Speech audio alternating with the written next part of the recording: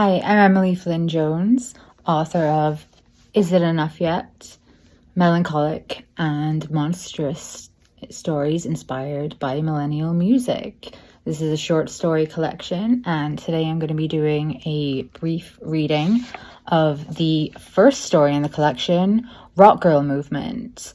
These are horror stories, so content warning that this is a body horror coming of age tale. You have been warned. Avis felt the slight contraction and flowing gush while she sat in math class. She closed her eyes and inhaled as if she could hold everything else in too, but it was useless. Nothing would work. It had started and there was no going back. The longer she sat with it, the more she felt the viscous substance spread over the gusset of her once white underwear. Considering her age, why couldn't her mom buy her underwear in literally any other color? Then came the odor. It was subtle. It started that way. A sweet scent like honey. The boy seated next to her sniffed at the sweetening air and looked at her. He knew. Squirming slightly, trying to redirect the liquid that was threatening to trickle down her thigh, she raised a reluctant hand. The entire class turned to look at her. They knew. Of course they did. She was 13 and a half after all. She was late, and it was her time. There would be only one girl left in class now, Cass, and she'd stay alone that way until graduation. The teacher simply nodded his head, silently handed her a hall pass, and nodded to Oliver Pang in the front row, who sped his way to the office to inform on Avis's status. Soon the masked and gloved janitor would be in to remove her chair.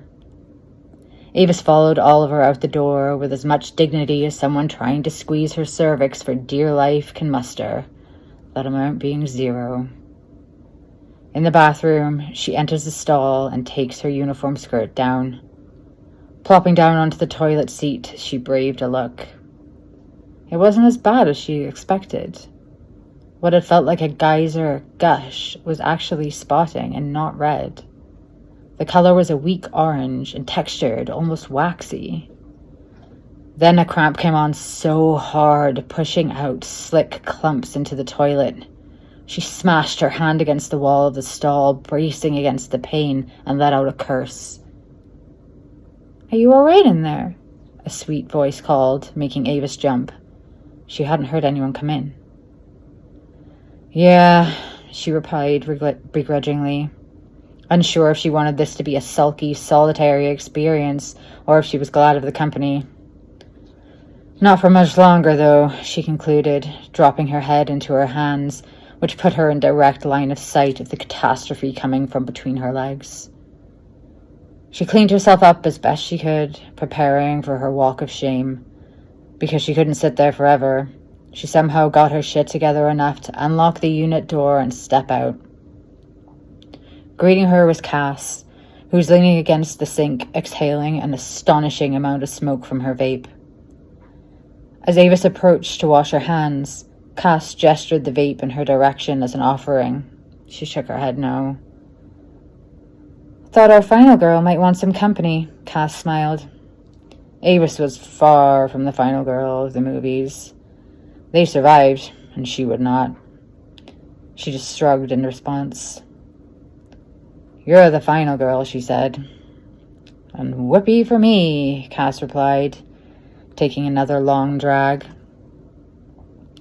Together, they made the long walk to the principal's office, who would be expecting her along with her parents. She left a tiny trail of peachy sludge and sugary fragrance in her wake. Once the bell rang, students would flood the halls and play their usual game of fucked up hopscotch around the stains. So each story in this collection is inspired by a classic piece of millennial music, and you won't know which it is until you finish the story. I guarantee you that. So if you want to read more dark and twisted versions of some of your favorite music, go pick this up.